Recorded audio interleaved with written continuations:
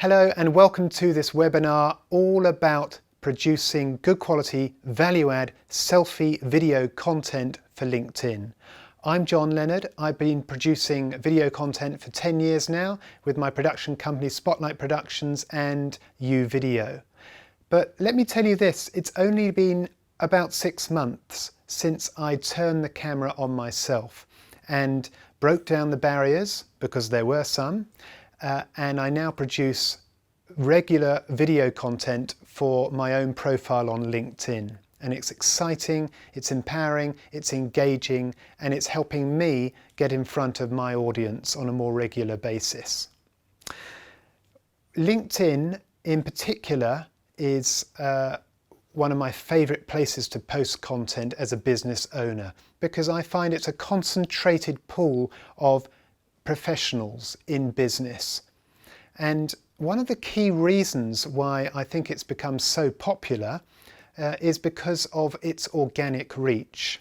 Now, I'm no social media expert, but I believe this to mean the amount of reach your posts will get without the need to actually pay for them. So contrast that with paid advertising. Organic reach is free. And it's high on LinkedIn, I think primarily because in comparison to Facebook, for instance, there are far less members and there are far less active users. So your organic reach is already going to be higher. But you have to produce good quality, engaging content. The type of content the algorithms like is the content that is shareable and that the audience is engaging in. So it's key to do your preparation, especially when it comes to video content, and we'll talk about video content planning next. So do your preparation and get empowered and inspired to produce quality content for your audience. Now, the one key thing you must consider is the overall strategy, your overall strategy as to why you're on LinkedIn. Like me, it might be to increase your personal profile. But you have to consider the holistic life cycle of how your users are going to engage with you. It's not enough to produce good quality content if you're not sharing and engaging socially on your audience's content as well. So you have to be active. You have to put time aside during each day to actively check on the content and participate in the online conversations. Lastly, the key point is, what is your why? Do you want your audience to get to know you and then start to discover you as the expert in your field or industry? I'm sure the answer is yes. In my case, and I'm sure in your case, you would like the audience to find out a bit more about you. So make sure your profile is written properly and up to date. So consider the holistic journey of your audience and what you would like them ultimately to do. Okay, let's get stuck into it.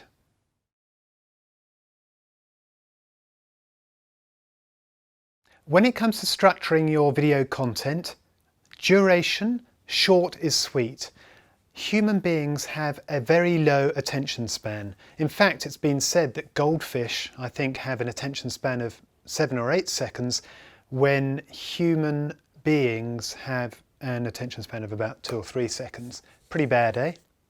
So think short, concise, value-add content. When it comes to structuring, I work on a 4-point basis.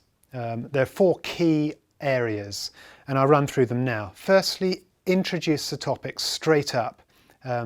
Ask the challenging question, ask the provocative question. It's called a hook. It's something of interest. Oh, it gets your attention. And then secondly, go straight into the story. Always try and relay a story about what you're trying to say. And then the key value part. What is the takeaway? What are you providing your audience with? And then the call to action, the last thing. Seek to engage your audience.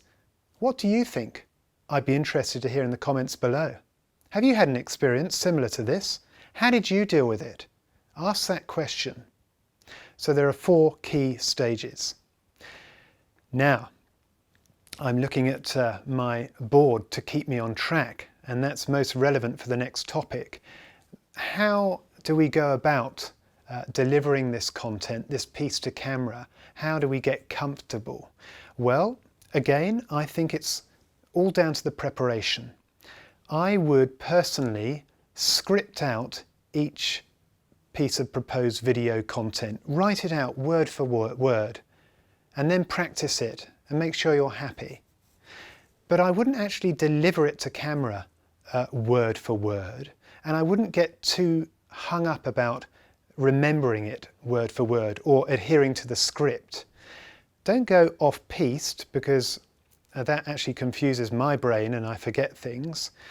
But take that script and condense it down into a few bullet points, and then rehearse it again. You might rehearse it in the car going home. In fact, the best tip I can ever give you is set yourself a 10-day challenge, okay? To get in front of camera each day, get that phone out and video yourself, just for 1 minute, talking about your day.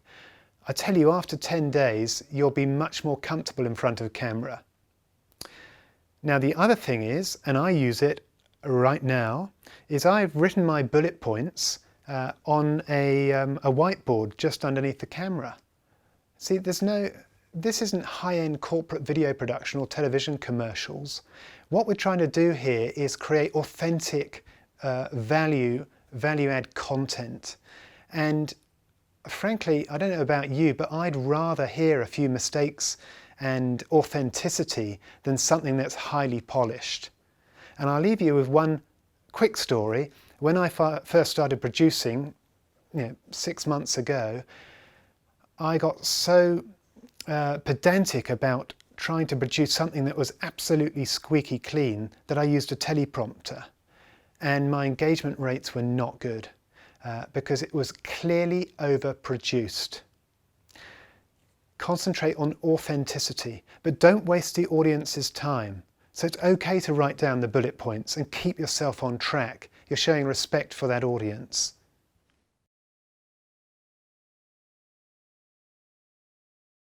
Okay, let's get started with the technical aspects of recording a selfie video on your smartphone, because frankly this device is the best device available to you on a daily basis to produce such content with ease. So I'm going to talk through 5 key things, key considerations for you when you're preparing to shoot your selfie style videos on your iPhone or your smartphone. Number 1 is location. Location is important for a number of reasons. Primarily, consider the background to your selfie video. Now, you might be quite close on, and the background might not be relevant. So in that case, make sure it's uncluttered and simple, rather like the background you see here at the moment. But if it's more relevant to introduce something that is relevant to the topic of conversation, then do so. An example might be when I'm filming on location, on site. When I'm actually filming on behalf of a client, I might do a how-to video. And there it's important that in the background you see cameras and lights and the setup, if I'm going to talk about that.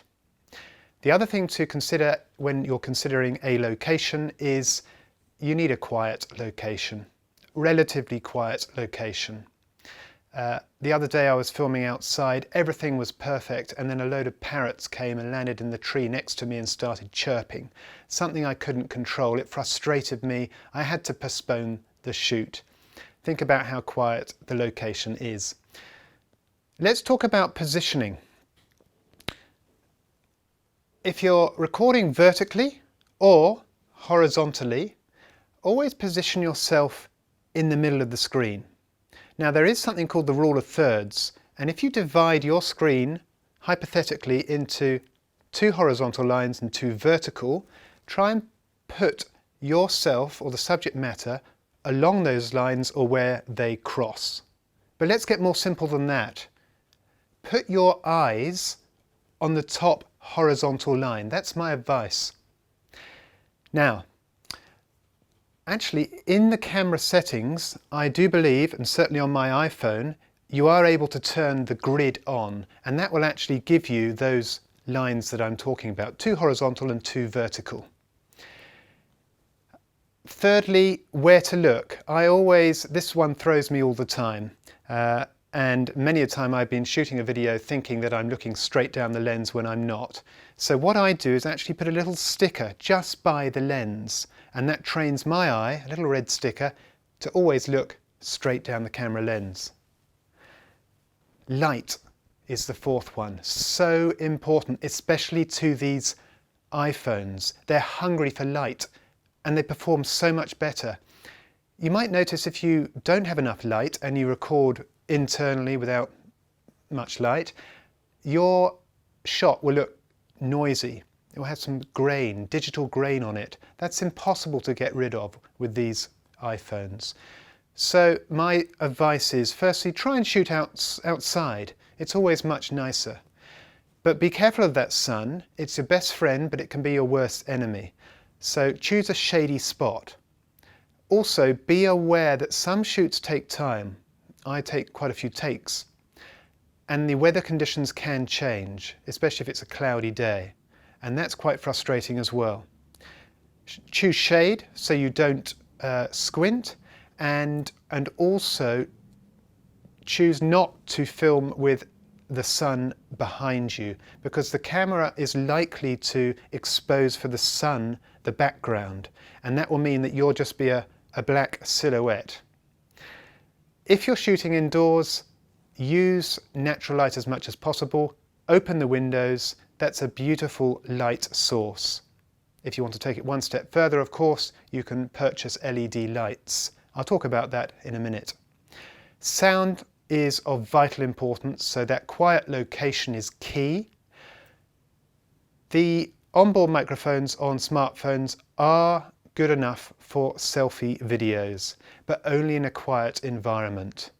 We advise to purchase a lapel microphone that will attach into your smartphone. Bear in mind you might need the attachment, a lightning attachment for this iPhone, plus an extension cord. And then put the lapel as close as possible to your voice box. You'll find that that will improve your sound.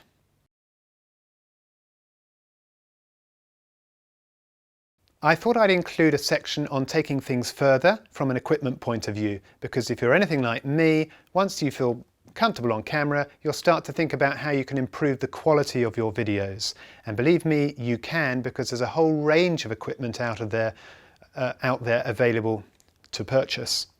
Firstly, I sometimes shoot on a DSLR, but bear in mind as soon as you introduce devices like this, you're introducing editing into the workflow. I do enjoy using the DSLR because of course you can get very creative with the lenses and you can start to blur backgrounds, etc.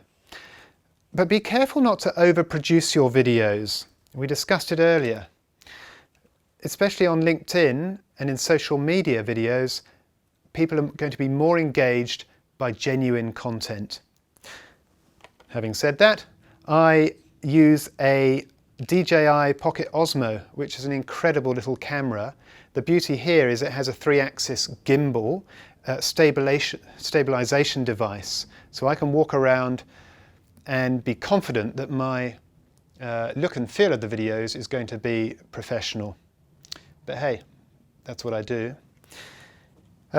Audio is of vital importance. If you're going to invest money, I suggest a separate sound recording device is something that you look at. Here we have a Zoom field recorder, I think about $300. But again, you introduce editing. I did start off with a stabilization device called the Osmo Mobile 2. By the way, we're not sponsored in any way by DJI. I found this actually difficult to operate, and it introduced a lot of complexity into the workflow. I wanted to be more spontaneous.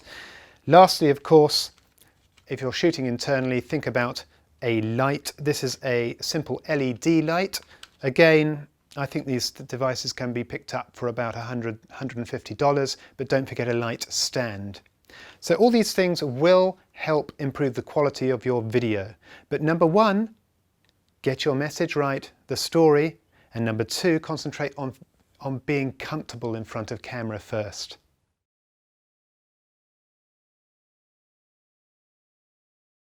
I thought it would be useful now if I actually undertake a video selfie role play. It will give you an idea of how I structure a story, but also how I hold the camera and where I position my eyes and generally set up the composition. It won't be ideal because we're in the studio, I'll probably be outside, but let's give it a go anyway.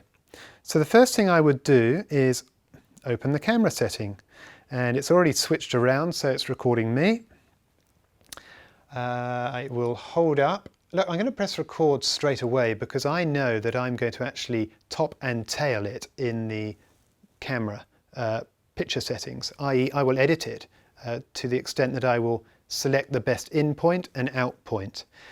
It's very important that you smile from the word go, because LinkedIn actually selects that first frame as a thumbnail. You don't have control over that element, unless of course you edit it in, but that's a different story.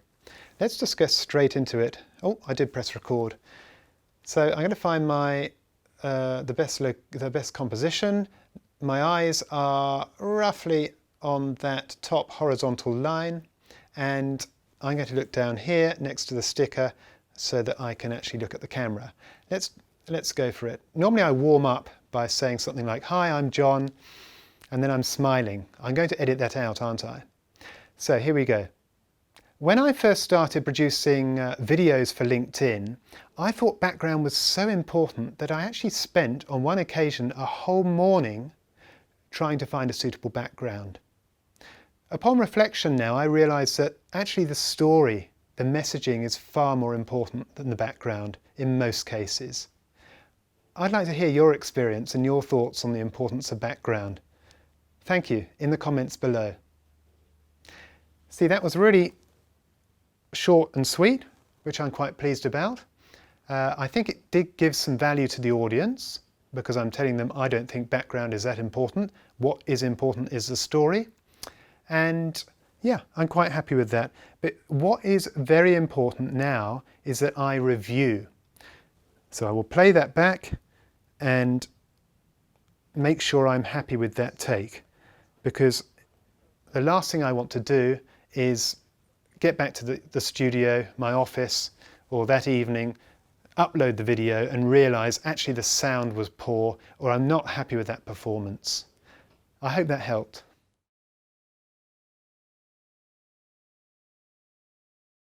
And now we get to the most exciting part, which is uploading your content with the purpose of getting engagement from your audience.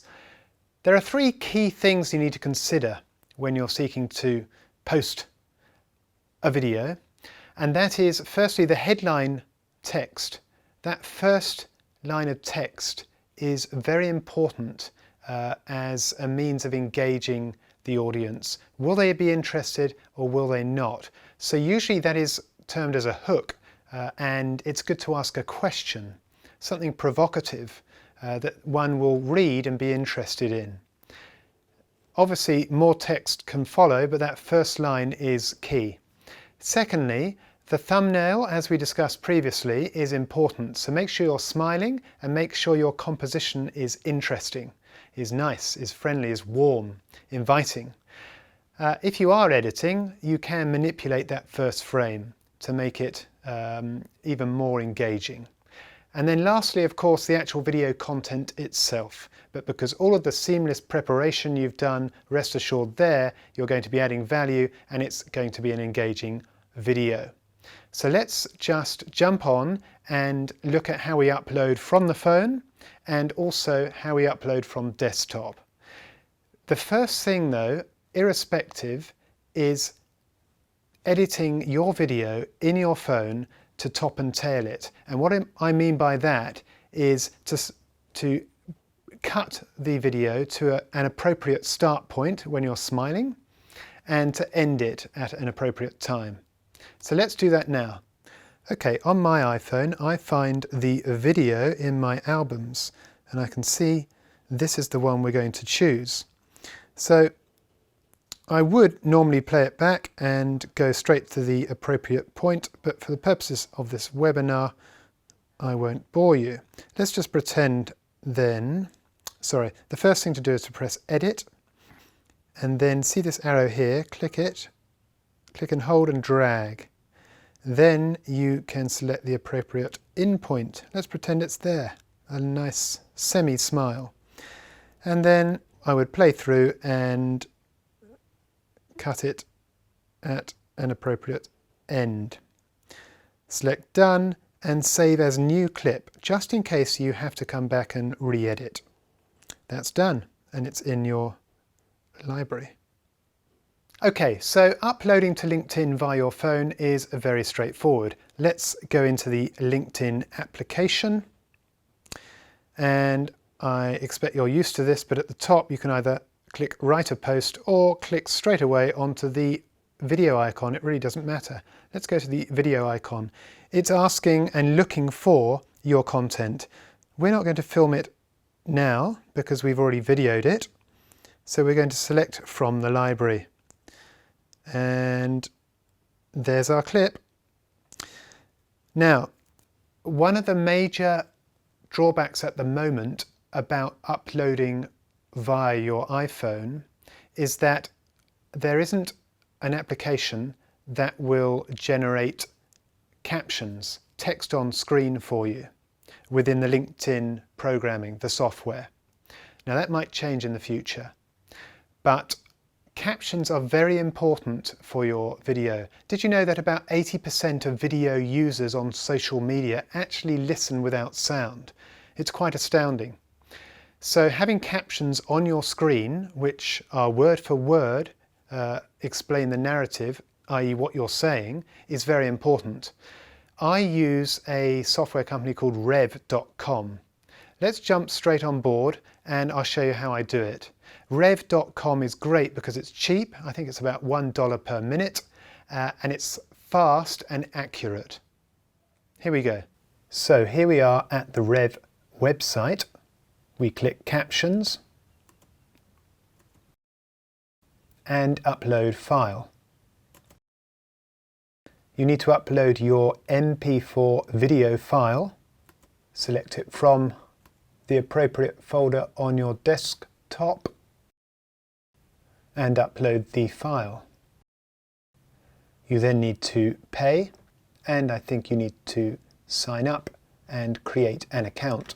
When the captions have been created, you will receive an email. My advice is to view the captions before you download the file. So click View and Edit, and it will take you to the site where you log in and review your captions. Now they are very good, but normally there are a few amendments to make, which you can do easily.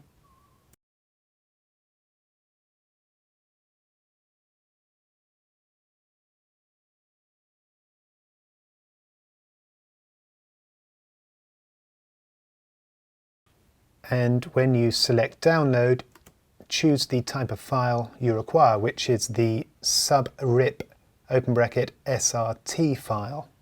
Okay, now let's get back to where we were. We are uploading our content via the phone. So what LinkedIn does give you is the option to put a title over the screen, which is useful. I would choose an appropriate title. For in this instance, something about, do you think background is important in selfie videos? Question mark. Again, it's a further carrot, if you like, for the audience to assess whether they're interested in viewing your video or not. Let's just put text for the time being, just to keep this webinar moving, and then click off, and then you can place it in an appropriate place, obviously not covering you. Now, this other option is stickers, and there's a whole range of stickers available, but I do like to choose behind the scenes for most of my work, if it is behind the scenes. Again, it's a further graphical point of engagement. Position that and then press the right hand arrow. Then you enter in your headline text. And also it's worth noting you can put hashtags. I'm no expert on hashtags, but by putting in the hashtag of your choice, you're more likely to get found in the search results. So for instance, when somebody is searching the hashtag video production, my content will go into that area, which is a good thing. I'm not going to select posts for obvious reasons. And now let's just jump onto the computer and quickly show you how to upload the video content from your computer. So the first thing you'll need to do is to take your file off your iPhone or your smartphone and put it on the computer. Okay, having signed in on the LinkedIn site on our desktop, we will firstly select the video icon and select the video file for upload. We then select the Edit button, which will give us the ability to upload the caption SRT file.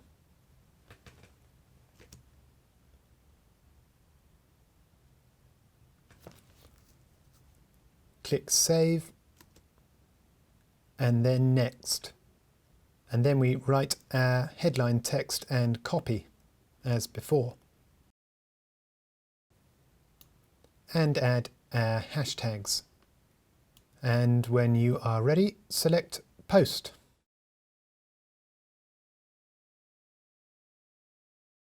Analysing the results of your post, how much engagement you got, is critical to further improve your video content as you go forward. Now, LinkedIn has good analytics, and they're only ever going to get better. There's going to be better and more functions in the future. But right now, you can get some very interesting data from your posts. Let's jump on the computer and I'll talk you through one of my posts and what interests me. Okay, so in your profile section, under activity and posts, you will be able to see the post that you have posted. Now in this example, we can see the amount of likes, comments and views. To drill down and get some real insights into who viewed your content, click on the views. Now remember, the number of views is measured as those users who viewed your video for 3 seconds or more. And here is the analytics page. Now it won't tell you specifically who viewed your video, but it will tell you which companies viewed your video. And then the title of the profile who viewed your video and the geographic location. So personally, I find knowing which companies are viewing my material as pretty important, and it will assist me in my marketing activities and indeed approaching those companies if that's part of my strategy.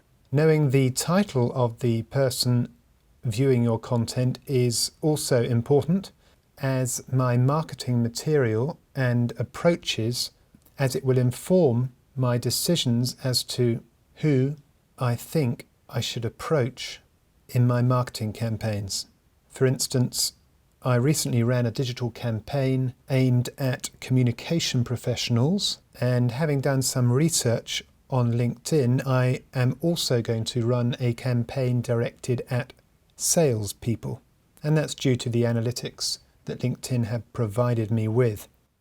Analytics are important, but also there are massive intangible benefits of posting good quality content, especially video on LinkedIn.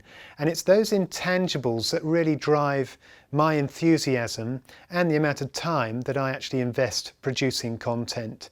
What I'm talking about is the amount of clients, prospective clients and friends that say to me, "Oh, by the way, I like what you're doing on LinkedIn," or "That was a good interesting post about such and such." It really does endorse what I'm doing.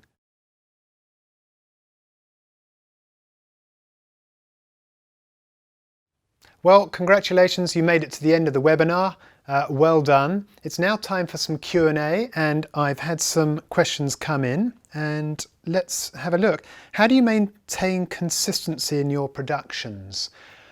Well, it's about preparation. It's about careful planning.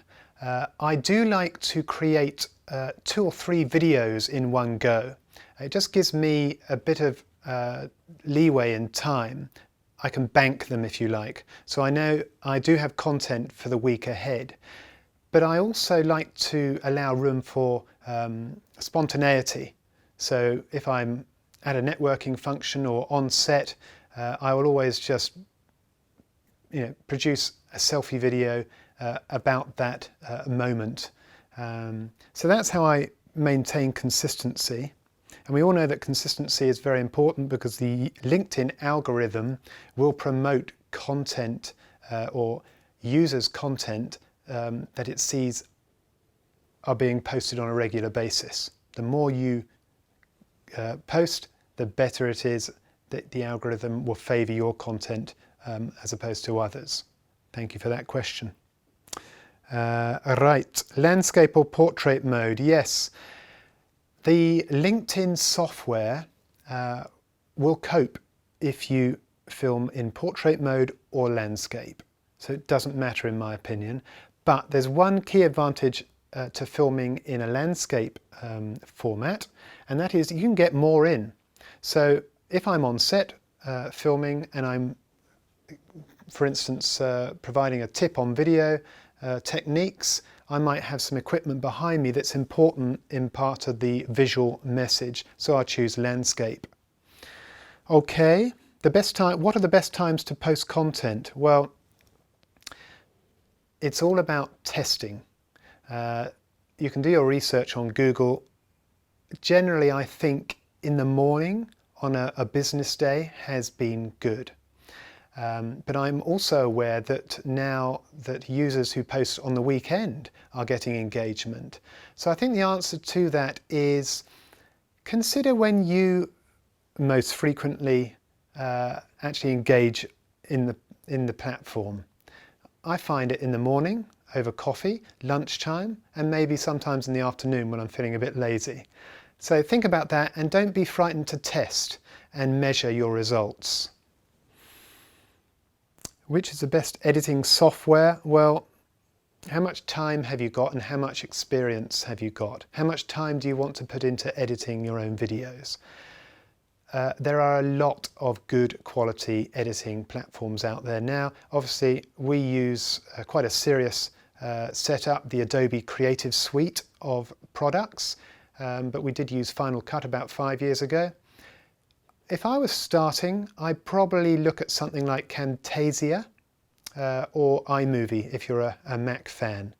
So you can do some pretty cool stuff these days. You might also want to check what apps are available on your phone to further enhance your videos. Do you run out of content topics? That was something that used to bother me, but I find that I'm more relaxed now because as a business owner, as I go through the journey of being a business owner each day and night, I always have regular content ideas fronting me. I'll give you an example though. Recently, I thought to myself, rather than try and become an expert in all things marketing, which is clearly what my audience is going to be interested about, why don't I collaborate with some of my industry partners and friends? So recently I produced a couple of sort of video series about intellectual property law with Griffith Hack, who are friends of mine and a client. And also Vivo Marketing, Laura Craig. We've had a chat on the couch. We're breaking it into about 10 different video segments. She's an expert in strategic marketing. It's just wonderful. A great conversation of interest to my audience and more content.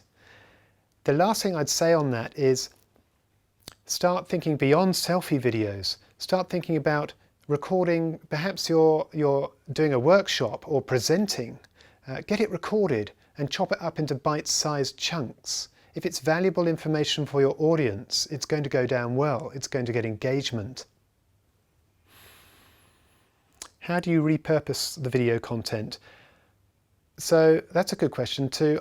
I've got quite a library of past videos, and I think some of them are appropriate for reposting. Some of the more how-to videos, where the content hasn't changed, I think I'm going to start reposting. How to film on your iPhone, for instance. I've done 4 key tips. I think that's still relevant now to my audience, so I'm going to post it again. Also, repurposing for other formats. The topic videos that I mentioned collectively go for about half an hour, and suddenly you've got a good podcast, an audio podcast, just from your videos. So I send it off to Rev. Sorry, this is another way of repurposing. You might want to create a video blog and a blog for your website. So you could have that video, but you could get the entire thing transcribed and elaborate on that and create a blog post. So there's many different ways of repurposing your video content. And I think that is pretty much it.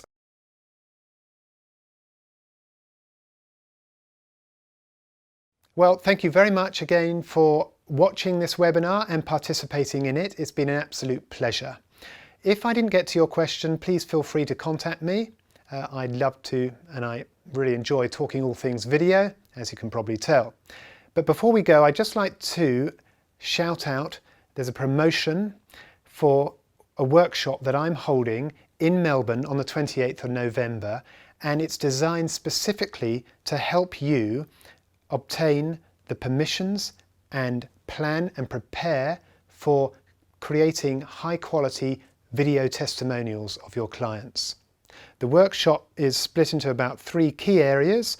1, the preparation, from getting permission from your clients to preparing them and all the things you need to work out beforehand, to actually shooting and the techniques available on DSLRs and iPhones. And then on the day we will actually be videoing some role plays and doing some live editing to ultimately teach participants how to produce good quality, engaging video testimonials for your business.